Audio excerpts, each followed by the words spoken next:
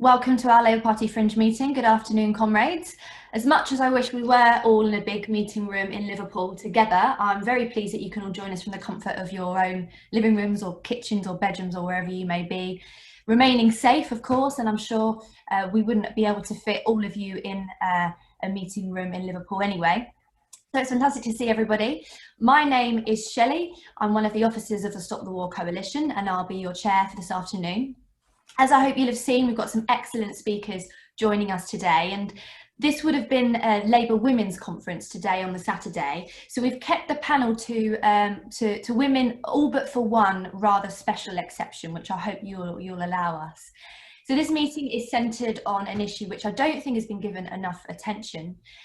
The growing tensions between the US and China, and with various national governments, of course, including our own, falling behind one side, it really introduces a new global threat. Since Boris Johnson became... Oh, if I might ask the host to mute everybody who is not perhaps myself and the next speaker, that would be most appreciated. But again, that's one of the joys of the Zoom calls.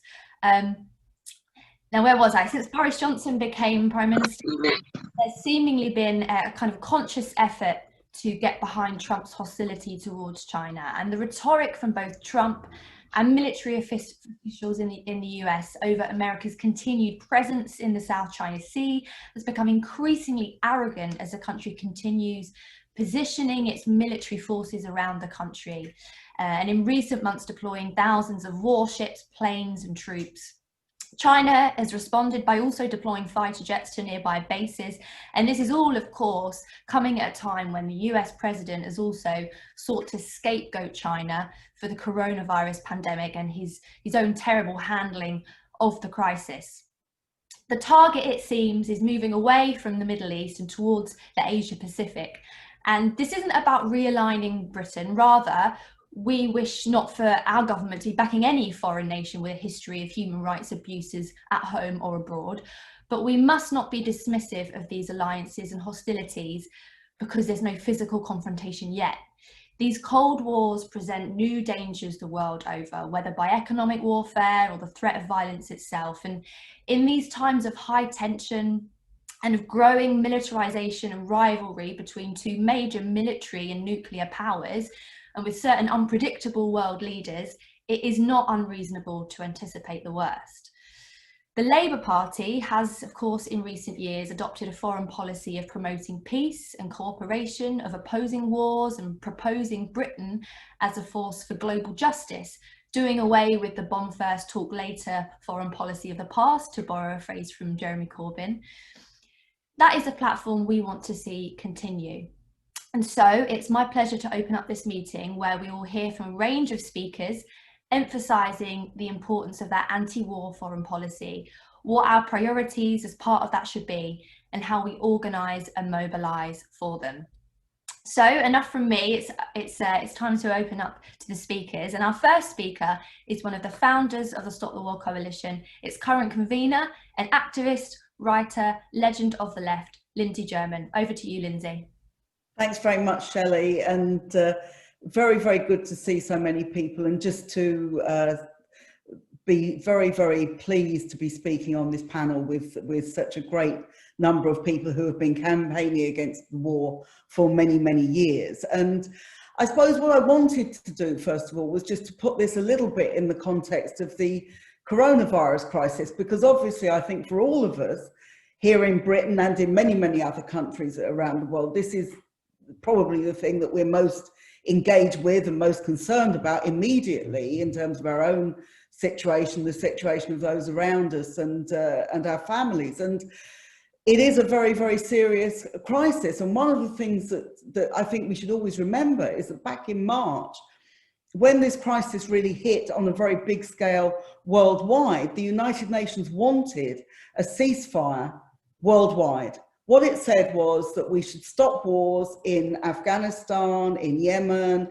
in Libya, in all the places where they're going on, because what we have to do as a community internationally, we have to be prepared to fight the virus and to ensure that people's health comes first, and you can't do that if millions of people around the world are living in conditions which are dangerous, which are deadly, and which make it impossible for them to deal with this virus, as well as all the many problems that we have. We know, for example, in Yemen, that there was already a gigantic cholera crisis. So I think it's worth going back to that, because unfortunately, as with so many other mistakes I think that have been made in the course of dealing with this crisis, far from there having been a ceasefire, we're now in a situation where in many of these places the war has got worse. If you look in Yemen in particular, we are now in a very desperate situation. If you look at the tension in parts of the Middle East, there are now more US troops going back into eastern Syria as part of a growing conflict there with Russian troops in Syria as well. We have the continuing destabilization of countries like Afghanistan and Iraq, continuing civil war in Libya. These are all things which are going on now and which are leading to immense misery for millions of people. There's also the situation which I think it's worth outlining with Donald Trump. I mean, Trump is only, we're only 5-6 weeks away from the American election. And I think all of us, I'm sure here, very much hope that Trump isn't re-elected, and that we do see a different government. But the interesting thing is that Trump is still trying to sort of present himself as a kind of anti-war figure, that is somebody who has not sent troops in large numbers into other countries and done all these sorts of things. And I think it's worth just thinking about what Trump has done in recent months and the way in which his rhetoric is contributing to global tensions. Because the first is over the question of Iran, where again he's stepped up the rhetoric lately and has imposed sanctions on actually Trump has imposed sanctions on many countries around the world, including Venezuela, but who's stepped up the rhetoric more recently about Iran and talk about growing conflict with Iran. And actually, if you look at the agreement between Israel and the UAE and Bahrain, which has taken place in recent days, this is also part of an alliance which Trump is very much behind fostering, which is about two things. It's firstly about building a coalition against Iran and therefore fueling future conflicts in the Middle East. It's also about, as so often these conflicts are, an increase in arms sales, and particularly the F-35 fighters, which the UAE want to buy from the United States. So we can see with it there, this growing conflict. And then, as Shelley has referred to, the major, I suppose, shadow that is overhanging all of this is the growing conflict with China, which at the moment obviously is taking economic forms, and quite serious economic forms in terms of restriction of Chinese trade and Chinese development and partnerships with Chinese companies and so on. But also we know is taking a growing military form, and we are, I think, already in a new Cold War, a Cold War which those of us who remember the last Cold War know there's no winners in these Cold Wars. You are spending billions of dollars and pounds on weaponry, including nuclear weaponry, at a time when we can't fund testing, we can't fund a decent health service, we can't fund any of these sorts of things.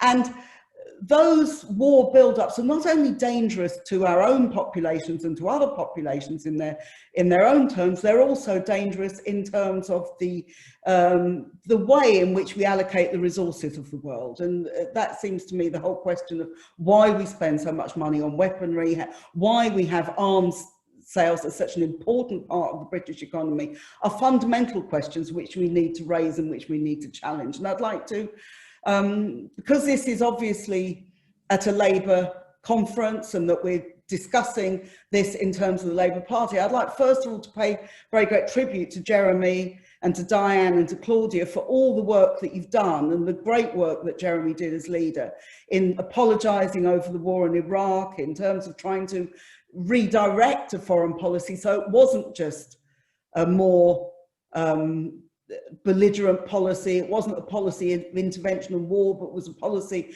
of peace and justice, and that was the whole aim of it. And I think it's a fantastic credit to them that they were able to do this, and it's something that I feel is very, very important, that for those of us who want to campaign against war and for peace, that these policies have to be fought for very, very hard inside the Labour Party and with the present leadership and the present Shadow Foreign Secretary, because they cannot just simply accept the normal narrative about China, about Russia, about what's happening in the Middle East. They have to look at the reality of what is happening and look at how we can actually begin to change a foreign policy so that Britain isn't just constantly involved in these wars and conflicts to the great detriment of ourselves and to other peoples around the world. And I find it particularly reprehensible at a time when we've now got refugees in burning down camps in Greece. We've got refugees trying to cross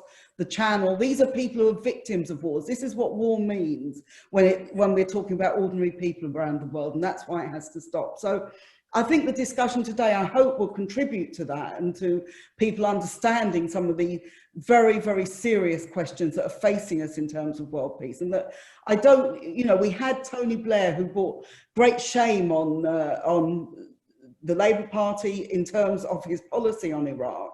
And it was something that was very, very important for us to challenge and to put behind us. But we have to make sure that with the present leadership, that actually they do understand you cannot go down that road again and how disastrous such a road would be.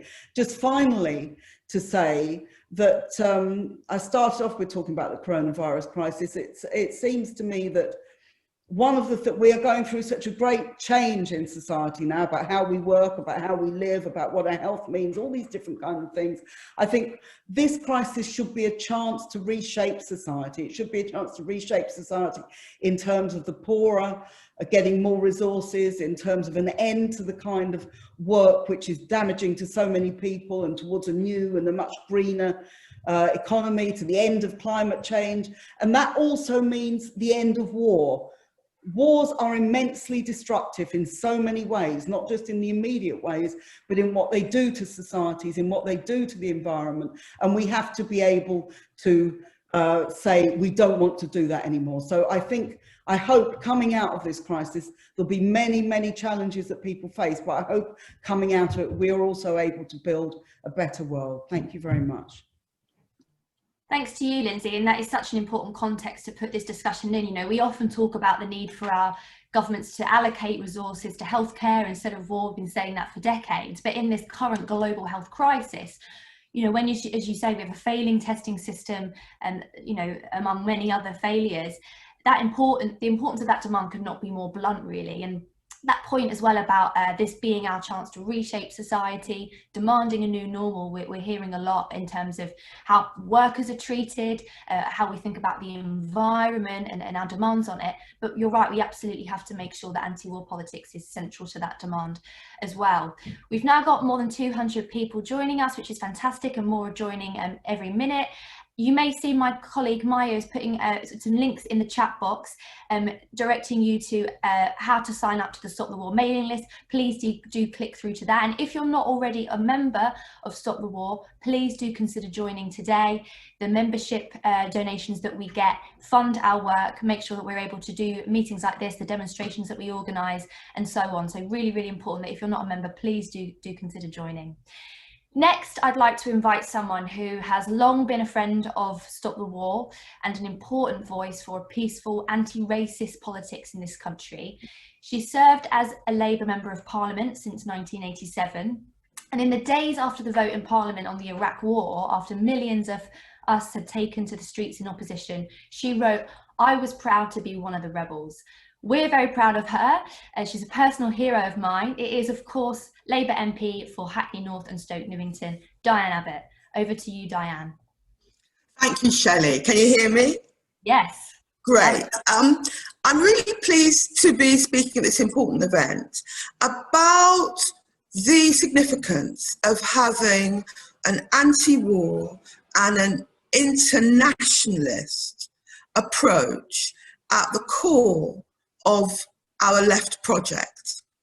Now, you will find people at this weekend's event who want to try and say that it was Labour's international and internationalist agenda, its failure to be more patriotic, that cost us the last general election.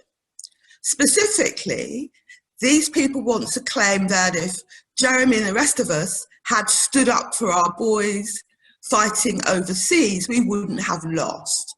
I believe, and I will always believe, that it is Jeremy Corbyn, the inveterate peacemonger, who is the real patriot, who really stands up for our boys, for all our communities, and for all the ordinary people of this and other countries.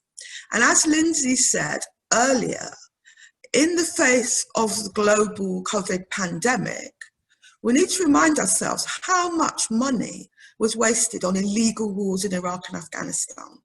Economists like Joseph Stiglitz say the UK accounts are so opaque we may never know, but I do know every single million spent on illegal wars would have been better spent on the NHS and would be a better place to fight the global pandemic today.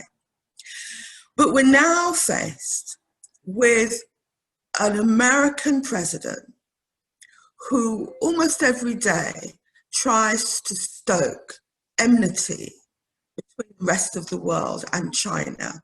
He makes a point of calling COVID a Chinese infection.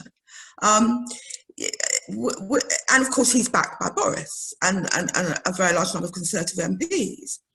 So we're now faced with a struggle for peace and justice in the era of Trump and Boris Johnson. Now, despite the fact that Boris Johnson says his hero is Churchill, I've never known Boris Johnson show much interest in military matters specifically. He prefers to insult other countries and other nationalities. But Boris owes his job to Trump, who helped elbow Theresa May aside for him and got Nigel Farage definitely to stand aside for him. And Trump is interested in the military.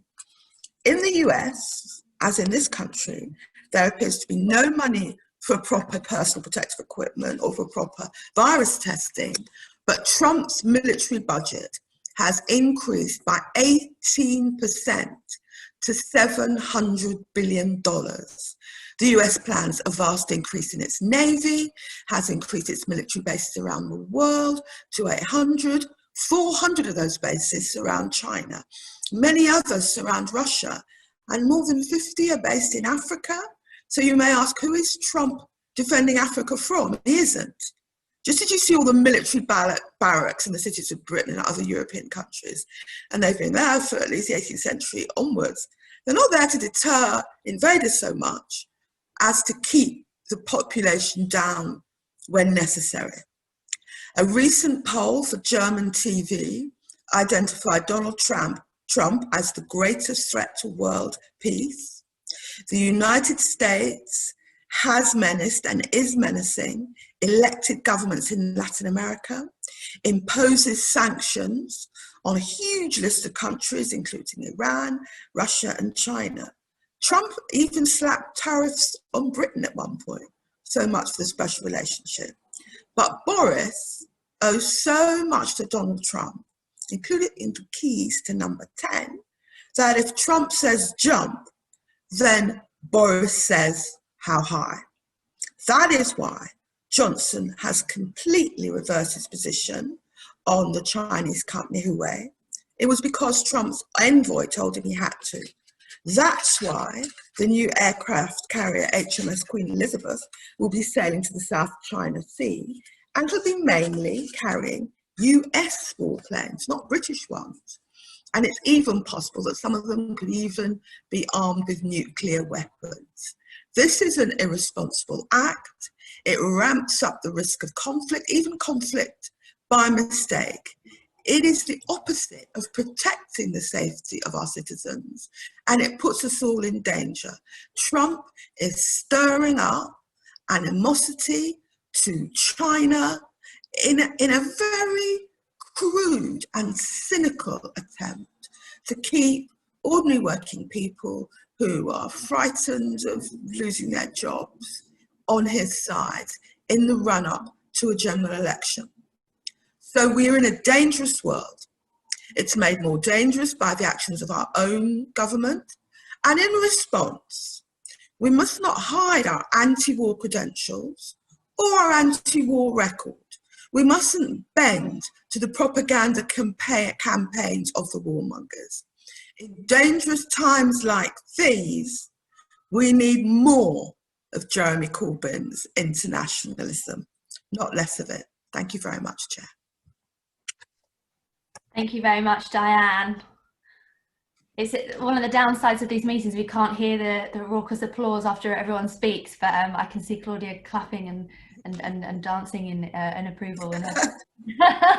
Thank you so much, and you're absolutely right, we have to stand firm, not bending to the warmongers. I like how you described Jeremy instead as a peacemonger. And it's very interesting, isn't it, that Trump talks about the fight to defeat coronavirus as a war, but if only we were spending as much money on fighting that war as we do real wars, if only we were investing in our frontline responders in the NHS as much as we do in weapons technology. A lot of people saying well said and clapping in the comments. And Alex said the cost of war in lives and in money are great. Scrap Trident and invest in public services, jobs and infrastructure. A lot of people agreeing with what you said. I couldn't agree more with all of you. Thank you again. Our next speaker is another founding member of the Stop the War Coalition, a leader of Birmingham Stop the War, and a current patron of the organisation, an activist, a hero. It's Salma Yaqub. Salma, the floor or the screen is yours. Thank you so much, Shelley, for that really warm welcome. And I'm really honoured to be on this platform. My journey in politics has very much been shaped by the people on this platform. Lindsay, Claudia, Diane, Jeremy. When I began that journey, it was after 9/11. We've been hearing all the narratives about the 19th anniversary just last week. It strikes me as quite significant that 2 decades, most of the foreign policy narrative has been around the war on terror, which was instigated in the aftermath of 9/11. So for the last 2 decades, almost every conflict has been justified using that narrative. Except we always obviously also put on an extra civilizing mission veneer, because some things haven't changed from the old imperialism with the new imperialism that has been enacted in recent times. So just as in the 18th and 19th centuries, we had the kind of white man's burden justification for going into countries in Africa, literally stealing human beings as well as natural resources for the benefit of people, the elites in the West.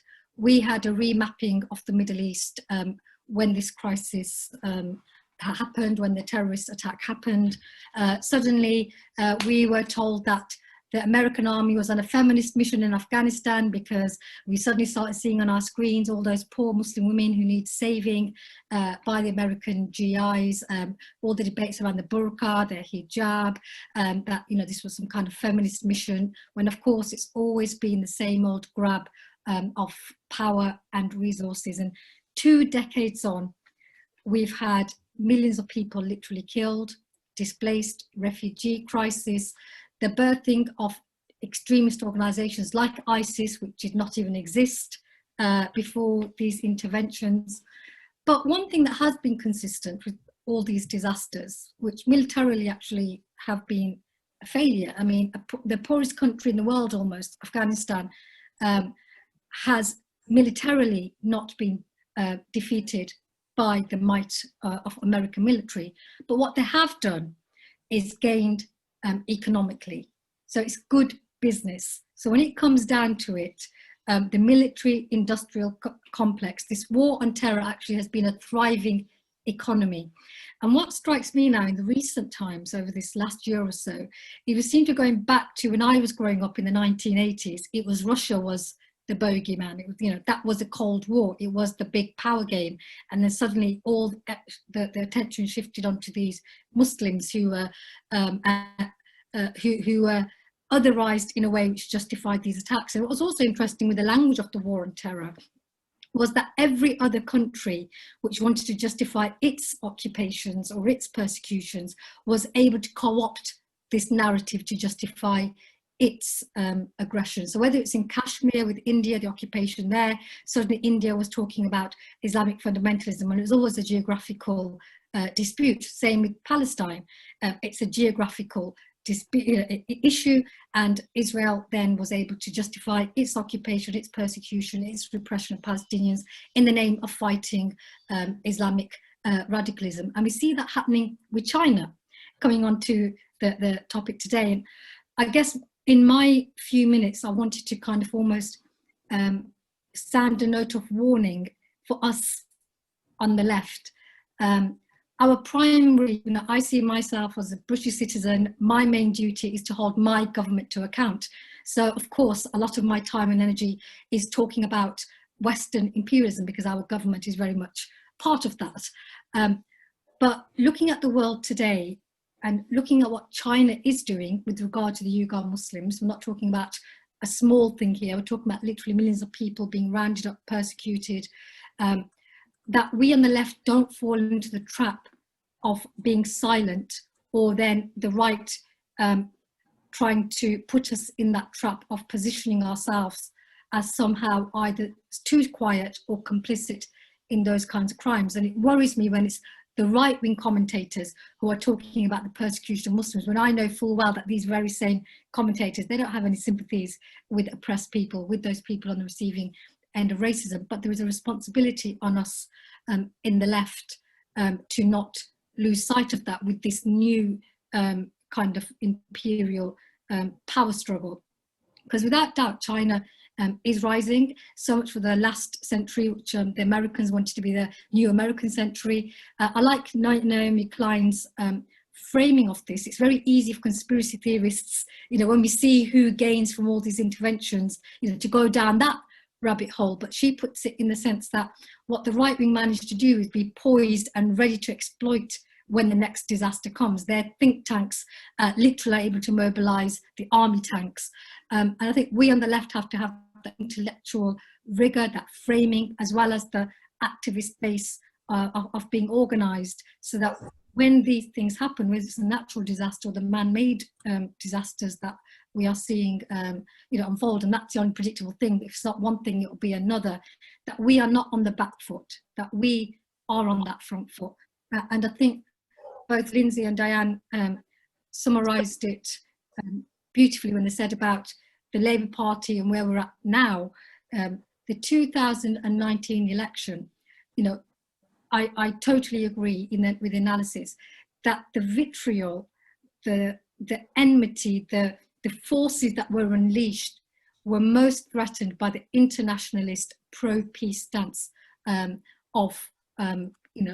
headed by Jeremy Corbyn. And the fact that Stop the War coalition is still around despite all the attacks it's been subjected to is because actually of the threat that it poses to the establishment. The reality is, going back to 2003, the largest mobilization in human history was against the war in Iraq, and it was on the basis of solidarity. That huge mobilization was not just about Muslims saying don't attack Muslims or Arabs saying don't attack Arabs. The fact that in Latin America, in Africa, in India, as well as all virtually the Western capitals, people were saying not in our name. And that moral strength is something that they want to make us feel doesn't exist. And that's why they also want to make people feel that the Labour Party policies and that manifesto on which it was fought is something that nobody should ever dare raise. That's what they want to finish off. And that's why the attacks on Jeremy are still, are still relentless, because that's the actual threat that people have woken up. We have seen huge mobilizations around Black Lives Matter, around climate change, because we have a generation now which is actually anti-war, which is informed and angry and righteously demanding sustainable change when it comes to our climate, which is Now, despite all the xenophobic rhetoric, and we can focus on the negatives, the fact there is a far right rise, the fact that in that void, when the economic failures of the system, because disaster capitalism, of course, results in inequalities. Of course, our democracy is just a sham. It is genuinely a hypocrisy. Before we had more of a veneer, but even in this country and in America, with the exposures of how money is now where people owe their allegiance, those who fund the political parties, those who fund the candidates, those are the people who our politicians are answerable to, not the electorate. And as people feel more and more distanced from feeling empowered, from feeling they've got a choice in their lives, from feeling they've got a stake in the institutions, that void and that insecurity and that feeling of helplessness is now being exploited by those very same forces which have created those insecurities and inequalities with racism and xenophobia. And whilst in the past, certain groups, I would say Jewish groups historically have been the kind of go-to scapegoat around the world, Black people have been dehumanized, otherized, and their exploitation has been justified by that kind of racist narrative. I would argue that Muslims are the kind of go-to scapegoat. So in Europe, if you are Islamophobic, that's something to be proud of. That's something which will get you votes, not something which will deter people from voting, which is why Boris Johnson and the Tory government, can be so blatantly racist and so blatantly Islamophobic. And in fact, they see it as a bit of a tactic. Far-right parties in Europe have gained traction on the basis of otherizing and their fear of Muslims. But this isn't just in the West. In India, the pogroms of Muslims there. We see Burma, the persecution, genocide of Muslims in China. And all of these people are using that narrative, actually, which started with the war on terror, about the radical Islamist threat. So for me, I see a direct link with foreign policy, our stances around that, with the xenophobia and racism, which always justifies imperialistic interventions. And so that's why, for me, the anti-war movement and Stop the War Coalition in the UK is absolutely a vital buffer. It's no accident, although again, they were trying to make us feel like, oh, we marched and it didn't change things. That march, I can tell you, was a springboard for the Arab Spring. Egyptians have told me that directly. So it's something where human beings, solidarity is the antidote to all of these evils. When we refuse to be otherwise, when we refuse to be divided, when we hold on to our humanity.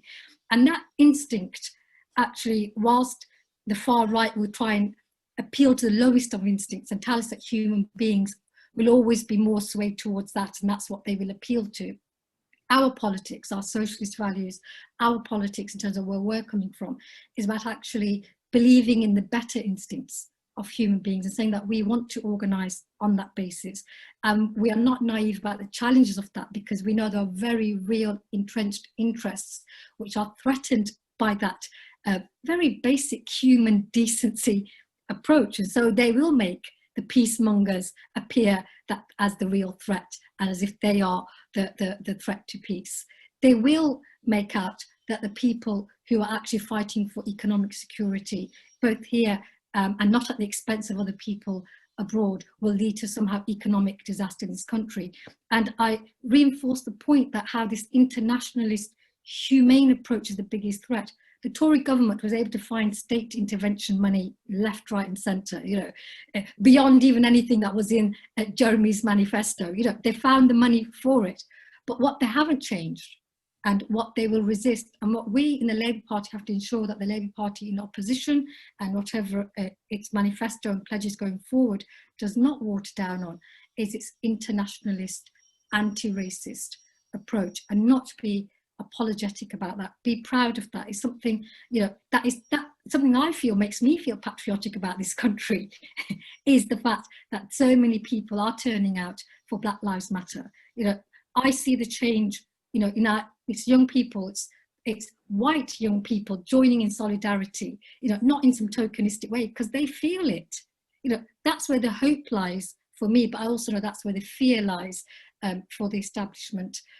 So I'm going to end hopefully on a bit of a positive note that yes, we have the COVID challenge, we have the fact that, getting reconfiguring with the superpowers gearing up for their next fight. but actually the antidote, whether it's the war on terror or this new kind of power struggle, for me, remains the same. And that is for us to hold firm to our values and to show solidarity with each other and not lose heart and believe in our struggle, that it's the right struggle. Thank you so much, Salma. Really well said. And they will continue, of course, to paint us as the threat, but we won't stop being that threat to the establishment. I'm really grateful to you for making that link between anti-imperialism and anti-racism, and in particular, talking about the impact that these wars have had and continue to have on Muslims around the world. And also such an interesting and crucial point about the changing face of the bogeyman, as you said. You know, for you growing up, it was Russia. For my generation, we've not really known a world that's not defined by the so-called war on terror.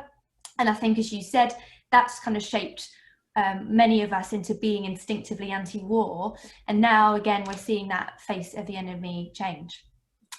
As I said before, I've posted some links in the chat for people to join Stop the War. If you're not a member already, please do consider doing that. Your membership fees fund everything that we're able to do. It's really, really key that we have a large and active anti-war movement, and we've seen our organisation grow over the last few months. The more people that join, that's fantastic. And again, there's links in there as well for you to join our mailing list, stay up to date with everything that Stop the War is doing. Now, Salma mentioned the 2019 general election and how devastating it was, but if there was one good thing to come from that awful night, that was our next speaker being newly elected to Parliament. But new as she may be to Parliament, she is certainly not new to the movement, and she's long been a supporter of Stop the War, and at the start of lockdown actually did an excellent Zoom meeting with us on Yemen. It's great to have you back, MP for Leicester East, Claudia. Claudia Webb, it's over to you. We're going to just need to unmute you first. Just wait for our host to, there we go. Live from the kitchen, here we go. Thank you so much for that introduction, and really thanks to Stop the War Coalition for organising really this important meeting and for giving us an opportunity to talk about how Labour as a party for peace responds to the increasingly dangerous world we live in, and to address the key issues facing anti-war and global justice campaigners as Trump fights for his re-election as US president. I want to obviously just thank Stop the War for really the work you do in service of peace and global justice, and your perseverance in all of that. And it's absolutely a pleasure to join such an inspiring range of women on this panel. And when we talk about women, we know that the global tragedy is that women disproportionately suffer during and after wars, and we estimate 70% of those killed in today's conflicts are civilians, many of whom are women and children. Wars indeed magnify existing gendered inequalities, and we shouldn't forget that women and girls are more vulnerable to sexual violence and exploitation. This is actually the cost of Britain's complicity in conflicts across the world. It's also brilliant to be joined by Jeremy, because Jeremy's time as leader enshrined a new internationalism at the heart of the Labour Party. And who can forget our 2019 manifesto pledge to end the bomb first, talk later approach to international security, limit the war powers of the executive, and conduct an audit of the impact of Britain's colonial legacy, so that we can understand our contribution, should we need to understand it, to the violence and insecurity across regions previously under British colonial rule. This last policy for me is incredibly important, and as Salma has indicated, we cannot ignore the link between wars and imperialism and the persecution of minorities. Asylum seekers arriving here in Britain, and we've all seen the media onslaught over the summer, but asylum seekers arriving in Britain are often from countries where the UK has contributed to their disruption, either by arming current conflicts or through the enduring legacy of colonialism. As internationalists, it is absolutely crucial that we in the Labour Party defend the anti-war policies developed over the last 5 years. In terms of Trump's bid for re-election, as the advertising and title for this meeting pointed out, as the US election campaign hots up, so does the nationalistic, militaristic and anti-China rhetoric. But it's not just rhetoric, it's hostile policies too, including in terms of building up US military bases and alliances. And as is to be expected, when Trump, as Diane has already pointed out, when Trump says jump, Boris Johnson replies, how high? And the Tory government is playing really a central role in this new Cold War, including through joining the US in building up military forces east of the Suez. When Dominic Raab says we can't have business as usual with China, what he really means is he wants to follow Trump's sanctions, trade wars, and other confrontational policies, not pursue policies to encourage dialogue and reduce tension. Opposing Trump's war on China is not about agreeing with or not criticizing the Chinese government. It's about actually opposing a new global arms race and dangerous confrontation, which would have damaging impacts on the whole of humanity.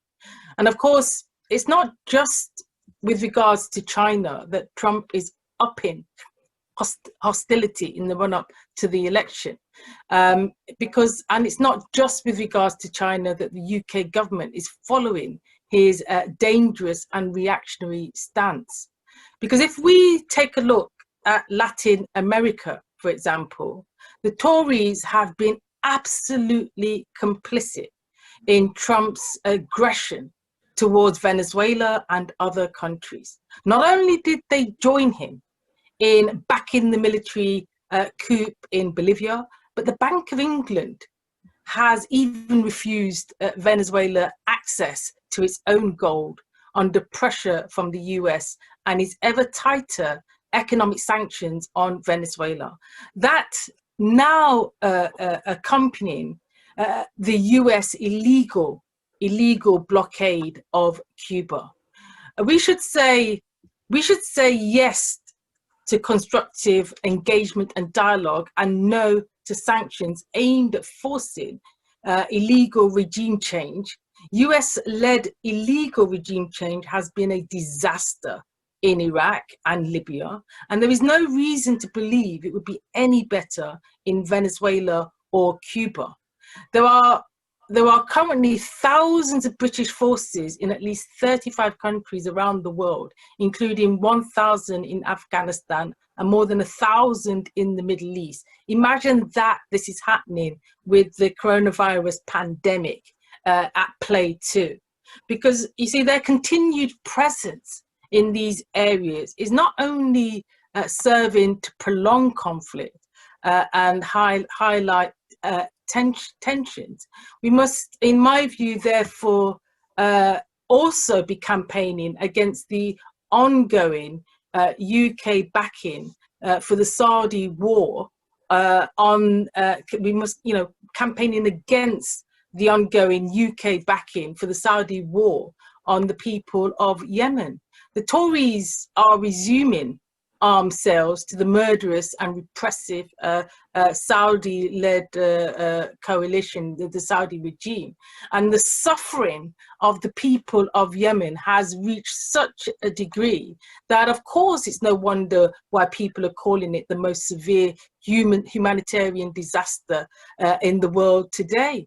The fact that the UK is knowingly delivering and trading arms sales whilst knowing the impact that this will have on the people of Yemen is nothing short of criminal.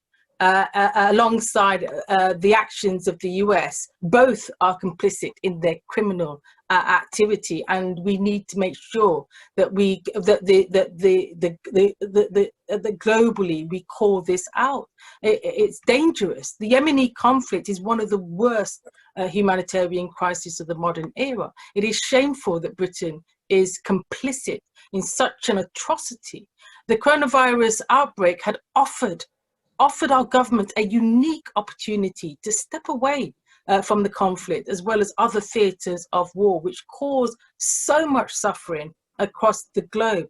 And although the UK actually backed the UN's global ceasefire proposal, there is no evidence, as we've seen, of any action being taken on the ground when we've seen the RAF continue to fly troops across the world. So this is bogus on their part. The government, to be true to its word, must really be drawing up a plan to withdraw troops from war zones, as well as reconsider its recent hike in the military budget.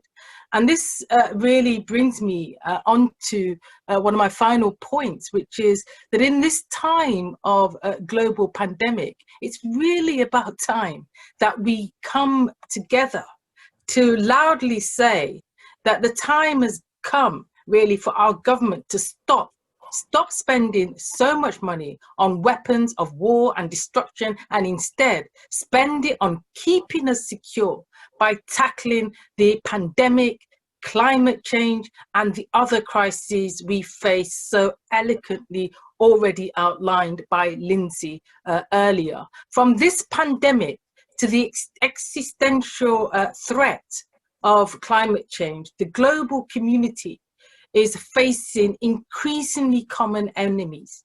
I think we in the Labour Party must use our voices to ensure that our party is a force for peace and justice across the globe. A better world is possible, so let's make it happen. Thank you so much. Solidarity. Thank you, Claudia. We're all clapping. Solidarity to you.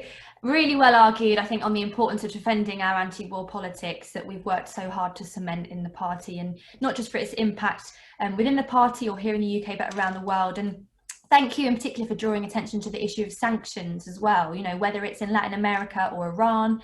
This is something we've been drawing attention to, and, you know, it may not involve dropping bombs, but these policies create war by starvation and denial of access to basic necessities like medicine, especially, you know, at a time of global health crisis, which makes that UN call for global ceasefire all the more important. And I do recommend to anyone watching today to go back to that Zoom meeting that Claudia joined us for several months ago and watch that back if you can. It was a really, really good meeting. I've also seen people posting in the chat about various other issues, including Yemen, Palestine, the extradition of Julian Assange. These are all issues that Stop the War is active and involved in. So do join our mailing list to find out more about what we're doing and how you can get involved and take action. Do join us as a member so we can keep organising meetings and protests on all these issues and more. Do get involved in your local Stop the War group, or if there isn't one in your town or city, set one up. Get in touch with us, we'll be happy to help you do that. It's fantastic to see people from all over the country and all over the world as well. Several are calling in from across the Atlantic, I noticed. I also noticed that Henry, he says he's on the exec of the Hamilton Coalition to Stop the War here in Ontario, Canada. Fantastic. Welcome to you, Henry, and everybody else. It's obviously really important that we build those links that we have between anti-war activists here and around the world, because this is a global movement after all. Finally, I'm really honoured to introduce a most wonderful friend and comrade, a former chair of the Stop the War Coalition, who has in recent weeks in particular been drawing attention to the devastating war in Yemen, a leading voice in condemning the government's decision to resume arms sales to Saudi. And it means so much to us to so many of us that he continues to lend his voice to crucial causes both here and around the world, as he has done for so long. One of the most important aspects, I think, of his political leadership, for me at least, will always be his commitment to international solidarity and global peace. And while we still have a way to go in cementing anti-imperialist politics on the left, I think he remains the most important proponent of it, just as he has been for so many decades. Jeremy, it's a pleasure to have you back with us for another sort of Zoom meeting. I hope it's not too long until we can do it physically in the same room. But for now, it's over to you. Thank you, Jeremy Corbyn.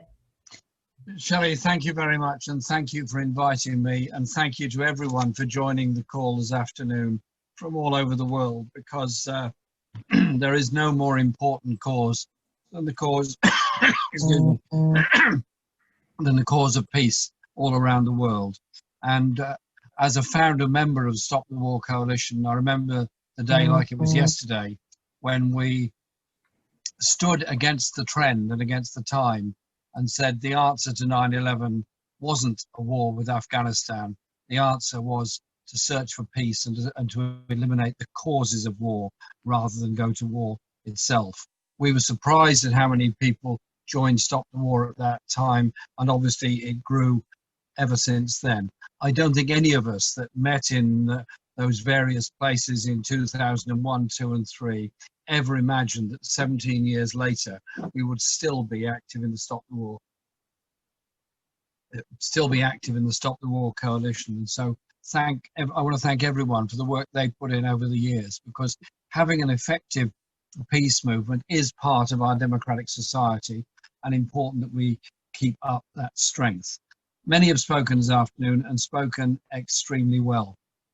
There's a number of quick thoughts I want to share with you, because the time isn't unlimited, and it's more important that we take the message outside and campaign elsewhere. At the moment, the world is faced with the coronavirus crisis globally, which has taken the lives of hundreds of thousands, if not millions of people. And it's exposed the health inequalities and the poverty all around the world. The world is also faced with a refugee crisis. There are somewhere near 70 million people who are refugees, either internally displaced or refugees from their own country and trying to eke out an existence somewhere else. We're also faced with an environmental crisis. Look, obviously, at the spectacular news of the fires on the west coast of America, the fires in Brazil, and then also I would urge you look at the melting of the permafrost in Siberia, and look at the environmental degradation that's taking place at both the Arctic and the Antarctic as the polar ice caps melt because of global warming. Those are the crucial issues that face the world at the present time. But where's the biggest humanitarian crisis at the moment? In Yemen, where the presence of cholera is now a norm. The deaths of children from starvation and cholera is now a norm. The deaths of people from wholly preventable conditions has become a norm. And what's our contribution? To provide more and more arms to Saudi Arabia to take part in the bombing of Yemen. We are complicit in the war in Yemen. We're complicit in the killing of all those wholly innocent children in schools and other places in Yemen because of this abominable bombardment that's going on. In January of this year, at the same time as the World Health Organization made the point that an epidemic could become a pandemic when they had isolated and identified Corona-19. And in response to that, the General Secretary of the UN, Antonio Guterres, quite rightly made a call for an international ceasefire in all conflicts. He was absolutely right to do so. It had limited effect. Limited effect because many people prefer to go to war than to go to peace. And I was proud to lead our party, and I promised during the leadership campaign that if elected leader, I would formally apologize for the war in Iraq in front of the families of soldiers who had tragically lost their lives in the war in Iraq. and I did so. I did so on the day that the Chilcot report came out. And it was one of the most moving and poignant occasions I've ever been to. We were there in Church House in absolute silence, in front of the families of people who'd been killed in Iraq. And it's very hard to understand what's going through their minds at that time. They lost one of their loved ones. And I read the apology out and said that as far as I was concerned, we would never do that ever again, because there had to be a different, better and other way of doing things. And so the lessons surely are that the war in Iraq was driven by xenophobia, was driven by excessive nationalism, it was driven by the dishonesty and lies of people at the time, and as a result, thousands died, thousands were made homeless, thousands were made refugees, and some became terrorists as a result of it. We've unleashed forces that we could have prevented at the time. So let's never, ever do it again. And then look at the issues around the world at the present time. I mentioned the war in Yemen, but there's also a realignment going on in the Middle East, where Bahrain and the UAE have now signed up to full recognition and cooperation with Israel, without apparently raising any concerns about the annexation plan, or indeed being prepared to tolerate the continuation of settlements and the occupation. I want to see peace in the Middle East. I want to see peace for the people of Palestine. I want to see peace for the people of Israel. We achieve that by full recognition of Palestine. We achieve that by ending the occupation of the West Bank. And that demand is one that's not going to go away. And indeed, I was proud that it was included in the manifesto in the 2019 election. But the dangers in the whole region are huge. Trump tried to tear up the Iran nuclear agreement, which, whilst far from perfect, at least it was engagement. It was an agreement that there would be a process of non-continuation of nuclear experiments in Iran, and it paved the way for the Non-Proliferation Treaty to take over and do what it's always aspired to do, which is to bring about a Middle East weapons of mass destruction free zone. And so in the very short time I've got left, I'd just like to say this. The Stop the War Coalition exists because people came together to oppose the wars in Afghanistan and Iraq. It needs to be there to oppose the wars of the future. It needs to be there to support a non-proliferation treaty to bring about nuclear disarmament around the world. The real issues facing the planet are environment, are human rights abuses, and are the refugee crisis around the world. None of those problems are going to be solved by nuclear weapons. None of those problems are going to be solved by exporting more and more arms. Those problems are going to be solved by investing in a green, sustainable future, in giving people jobs in manufacturing and other industries, making the things we need and the things that this world needs. Let's move in that direction. Let's link arms with people around the world who think the same way that we do. They do not want to see a world disfigured by war. They want to see a world where we look to deal with the problems we all face. Corona has taught us that there is no hiding place from a contagious disease. Thank you. Thank you so much, Jeremy. Again, we're all clapping from our own homes. Fantastic to have you as such an advocate for Stop the War, and, you know, emphasising that need for us to continue with this campaign until we get what those alternatives are, which you so eloquently outlined, you know, investment in what is needed, i.e. not weapons and war, and that need for cooperation.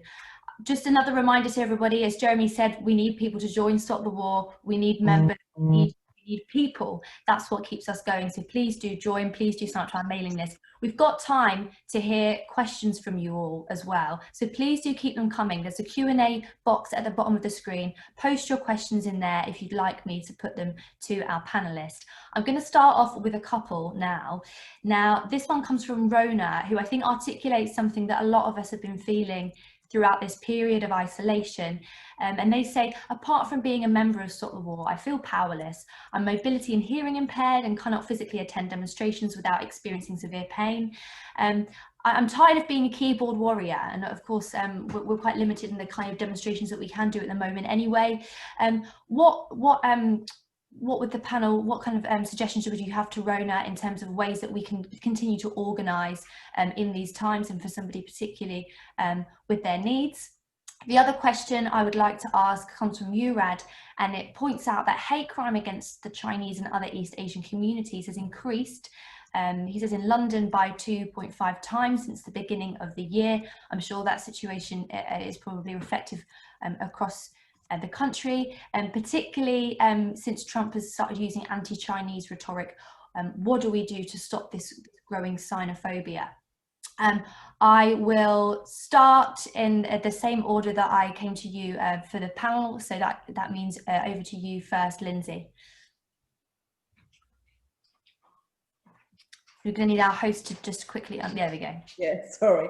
No, I think it is a very frustrating time for lots of people. I mean, obviously Rona's saying she's not able to go on demonstrations, but there aren't that many. I mean, there are some demonstrations going on, but obviously it's difficult for a lot of people for health reasons, for disability reasons, or for all sorts of other reasons not to do these things. I think the important thing is to understand that everybody can make a contribution, and that whatever it is, it's very, very valuable. You know, the truth is, if you can do anything as a keyboard warrior, or even if you're fed up with doing that, if you can sign a petition, or if you can send emails or whatever to just let people know. And I also think one of the very important things that we have to, that we've always done, is that we inform people and that we try to get information out there. I mean, I think it is a complete scandal how little coverage of foreign policy of any sort, whatever your political position on it. It's very, very hard to find things and to read things, certainly in the mainstream media. And I think if we can share information and articles and analysis about things, that's incredibly important. The point that Murad has made about the anti-Chinese racism, I think, yeah, I mean, obviously in London, and I'm sure in many other places, this is quite an issue. And it's, I mean, there's two things, I think. I mean, racism is racism, and therefore whatever the cause of racism and whatever the reasons why people might behave as racist, is not acceptable, and therefore you have to oppose it in whatever form you find it, and you have to stand up against it, and you have to have demonstrations, and you have to speak out against it and do all those kind of things. The other thing I would say specifically about anti-Chinese racism is that, as he quite rightly says, this is connected with the kind of scaremongering and hostility that you're getting from Trump and from other people as well, the Chinese virus and all this kind of thing. And here I think we need an ideological battle. And this isn't a question of saying, I mean, I very much agree with Salma's point, this isn't a question of saying necessarily that everything that China does we agree with, or that we're endorsing the Chinese government. This has always been a criticism of Stop the War. We love Saddam, we love Gaddafi, all this sort of thing, Putin, all of them. It's never been about that. It's about saying that we oppose our governments behaving in the way that they are doing. And I think to say that actually what is happening in China with the virus is not as being explained by Trump, far from it. And Trump should look at his own record on the virus rather than criticising China or practically anywhere else in the world, which all have better records. But it's not a question of us supporting it. It's a question of saying we are not going to be taken in by this kind of rivalry, which we know is a build-up to war. Of course, there are criticisms to be made, but those are criticisms which should not be an excuse for war or for military conflict or for a build-up of military conflict. Thank you, Lindsay. I will now come to Diane. I've got a couple more questions that have come in as well, which are really interesting. So we had the one on different ways of taking action, the one on anti-Chinese racism. But Kathleen also asks about the election in the United States that's happening at the moment. What are thoughts of the panelists? And Samantha asked how can Stop the War and the Labour Party start discussions about defence diversification and a socialist Green New Deal that means fighting for peace? I've seen a few people this evening talk about the Lucas plan in the chat. So any of you have got thoughts on those as well. Over to you, Diane. On the US elections, I was a Bernie Sanders supporter. So I'm not saying that Joe Biden is perfect in every respect, but it's really important that we encourage everybody we know to get out and vote for the Democrats, because I think that Donald Trump is a real threat to world peace and American democracy. And the most pressing thing in this coming election is to defeat Trump. You can see how he's willing, at a time of explosive tensions around Black Lives Matter, to pander to white nationalists and to make excuses for people that engage in violence against Black Lives Matter demonstrators. So it's really important to support the Democrats, and it's really important the Democrats win. On what can you do, one thing you can do, and it is frustrating being a keyboard warrior, but you can do a couple of things, actually, which you may not be doing. You can write to your MP, and you'll say, write to my MP, how, but MPs do listen to their actual constituents that write to them, because they could be a voter. And you should also write and contact the BBC at some of the very biased coverage you see, because once again, the BBC actually logs complaints from viewers. So those are two things I would say. Put pressure on your MP, put pressure on the BBC, and let us all try and hope and pray for a democratic victory in November. Thank you, Diane. I'm going to come to Salma. I'm struggling to remember what order I came to you to begin with now. Salma next. But I've just to add to the more questions, I've got one from Hannah as well, who's asked, what are people's opinions on the Julian Assange case? I don't think that was mentioned yet in the meeting. So yeah, quite a bunch of questions there for you, Salma. Don't feel you have to answer all of them. Okay, well, I'll start with Julian Assange, because I think it's so important what he's done. He helped bring about an awareness of the realities of the war on terror. There's been a lot of misinformation about him, the way it's been framed that he put people's lives at risk, whereas actually he did not release information which gave individuals' names. But yes, we were finally able to find out what was going on in our name through his bravery, and he's being made an example of. So on the one hand, we go around the world saying we believe in the free press, we believe in democracy, we believe in being open, and in fact, that's one of the reasons why people want to come to England, quite frankly, because we do have this image of the rule of law, of democracy, of having these freedoms, and to a large extent, we have benefited from that. We have enjoyed some of those freedoms. But I find, even in my lifetime, that a lot of those have been stripped down. And in a way, the more that we need that kind of transparency and that information, the more difficult it's being made. And that's what people like Julian Assange are being made examples of. So absolutely, I saw that somebody in the chat had put the address to send postcards of solidarity. And I think it's so important that we do that and never underestimate getting that support, even when you're in the most difficult times. I'm a psychotherapist by background, and, it always strikes me that simply by talking to our patients, our service users, I can't change the actual experience, whatever somebody has experienced, the trauma, the reality, what they went through.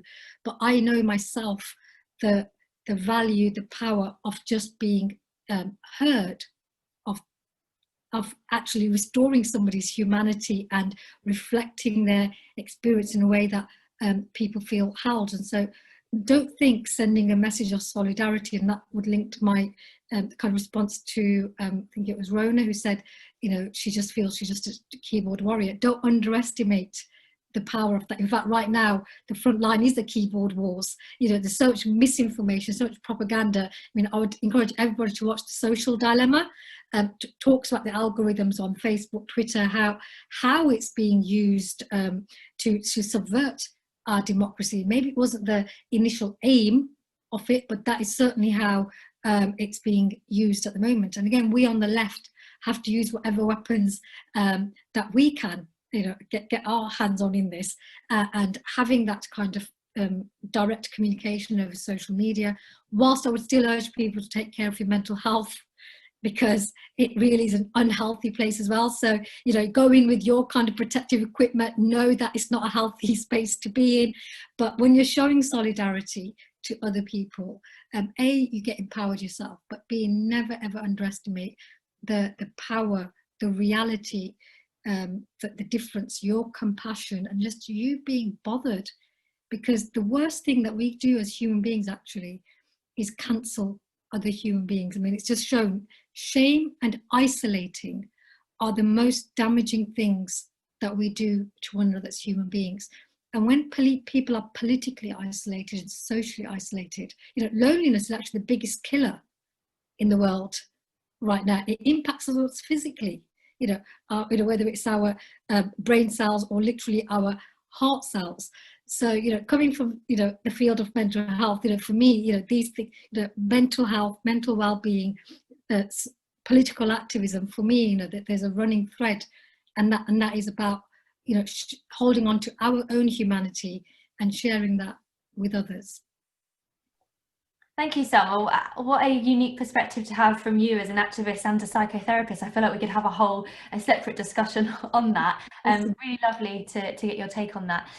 So we had the questions from Rona, different ways of taking action, Murad on the rise of anti-Chinese racism, Kathleen asking about the election in the US, Samantha asked how can we start conversations about defence diversification, and Hannah, what are people's opinions on the Julian Assange case?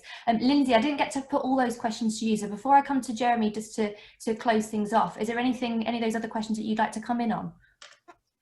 Just very quickly, two things. One on Julian Assange, which I think the extradition hearing which is going on now is an absolute travesty of justice, and anyone who investigates what's going on there or reads anything about it will know that's the case. I very, very much oppose his extradition, and I very much hope that he doesn't get sent to the United States. And I think we should do everything we can to oppose it. There's just one other question in the chat which I just wanted to say, which is about women, asking about if we withdraw troops, what do we do to protect women? And I would say the answer I would put to that is those troops aren't protecting the women, they're maintaining wars, and actually the biggest sufferers from that are usually women, children, old people, people who can't necessarily fend for themselves. So I think we've got to look at it in a different way, get the troops out, and then let's fight for, and the women themselves I'm sure will fight for, equal rights, equality in all sorts of ways. I mean, we had a war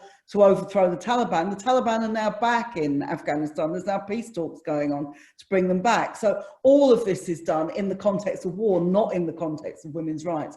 So those are my just 2 points. And just before Jeremy comes in, just to say thanks to everybody, and what a great experience it's been on the panel. And please join Stop the War and support us as much as you can. Thanks for that final plug there, Lindsay, and thanks for picking up on that other question as well, which I hadn't spotted. And given that this is a meeting at Labour Women's Conference, really key to kind of make that point about how troops stationed anywhere in Afghanistan are not helping or protecting women. Jeremy, if I can come to you finally to give your responses to any of those questions or any final remarks that you'd like to make.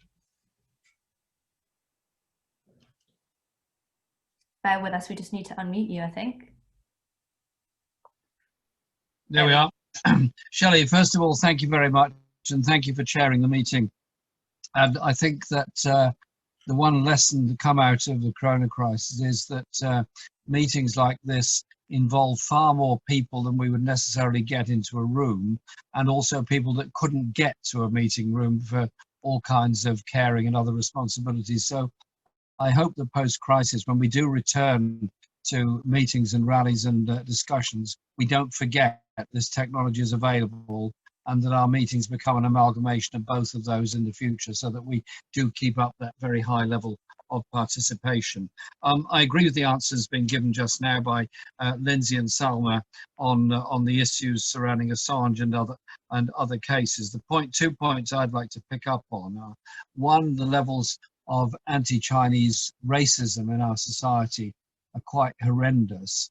I went to Manchester early in the year, late January, early February, and I went to Chinatown to meet people in the cafes and restaurants there. This was before the lockdown period, and they told me that business had more than halved in a week during the time that the corona crisis was becoming apparent, and that the WHO had reported that it had first been identified in Wuhan. And it became a sort of anti-Chinese racism that somehow or other, if you went to a Chinese restaurant, you would get coronas. I mean, it was completely ridiculous, obviously, but it was that horrible form of racism that was being stoked at that time and is there all the time. But I think the horrible events in the USA, the killing of George Floyd, and the development of the Black Lives Matters movement as a result of that, shows that there is a sense of solidarity globally, and people were in solidarity with the black communities in the United States, but also with indigenous communities in many parts of the world who were suffering much the same kind of abusive police behavior within their own societies. And so I do think the peace movement should never see itself in a silo, but should see itself as part and parcel of a wider movement for human rights and social justice and anti-racism around the world. Somebody raised a question about defence diversification and issues surrounding that. I think that's a very, very important question, because I want to see a more peaceful world. I want to see an environmentally sustainable world. I do not want to achieve those on the basis of creating mass unemployment in manufacturing industry or manufacturing towns. What I want to see is a conversion of our industries to greener and more sustainable forms of manufacture, to greener energy production, and actually create more jobs out of that, which is why I spent a great deal of time working with Becky Long-Bailey and others in developing the Green Industrial Revolution strategy, as friends and colleagues in the United States have done the same with the Green New Deal ideas. And exactly the same thing applies to arms conversion. Those incredible skills that are making aircraft engine, they're making ships and so on, are skills that we all need. Skills that are needed in a sustainable world, skills that are needed to deal with the environmental crisis and much else. And our armed forces also need to know that their future is strong, and it is there in peacekeeping operations, it is there in humanitarian operations. And I've never forgotten meeting people from the Navy who had been saving lives in the Mediterranean of refugees a few years ago. And so one of them told me he thought it was the most useful thing he'd ever done whilst he'd been in the armed forces. And so it is about reconfiguring the way we look at the world and the way we look at our own society. And I think Stop the War has been a very important part of achieving that. I am terrified of the idea that the US builds up this anti-China rhetoric and builds up more and more armaments in the Asia-Pacific region, that we join in by sending aircraft carriers to the Chinese coast, and we end up with either a direct confrontation between the US and China, or more likely, sort of wars by proxy over an island, over a border, something all around that region, as were many of the proxy wars during the Cold War. But I'm also terrified that the pumping of arms into Saudi Arabia and the Middle East region, and deliberately stoking up a conflict between Iran and other countries, is in danger of spilling over into a war. We need to address the human rights issues that exist in Iran, yes, and in Saudi Arabia and every other country across the region. I think our strategy and policy should be guided by environmental sustainability and by human rights and by bringing about justice for people all around the world. And the Strategic Defence Review that's now going on gives us the opportunity of making that case. And I know that Stop the War will be making that case. And I know that Stop the War will always be around making that case for a different and, I believe, much better way of looking at the world. And I want to say thank you to everyone in Stop the War for the personal support and friendship they've given me over the years, but the way in which they've inspired so many to look at the world in a better and different way. Thank you very much, Shelley. Thank you, Jeremy, and likewise, because you've inspired so many and been a long-standing friend of Stop the War. So thank you for everything that you've done and continue to do, and thank you for joining us this afternoon. And can I just take this opportunity to say thank you to everybody. Thank you, Lindsay. Thank you, Salma. You're fantastic. I know Diane and Claudia had to leave us a little while ago, but they were brilliant as well. And thank you to everybody who's joined us from wherever you are in the world. It's been fantastic discussion, great questions. I'm sorry that we weren't able to get to all of them, but there will of course be many more opportunities. So make sure you do sign up to the mailing list, join Stop the War to hear about any of those opportunities coming up, ways to get involved, actions that we're going to be taking. I also want to just do a final plug to say that on Tuesday, Stop the War is launching our new website. It's all very exciting, so do keep an eye out for that. On Tuesday, it's stopwar.org.uk. And once again, thank you all, solidarity, and stay involved. Thank you, Shelley. Thank you, everybody, for participating. Thanks, everybody. Thanks, Salma and Jeremy. And it's Shelley. a pleasure to be on the panel with you. Well, and very nice to see you all. Thank you very much.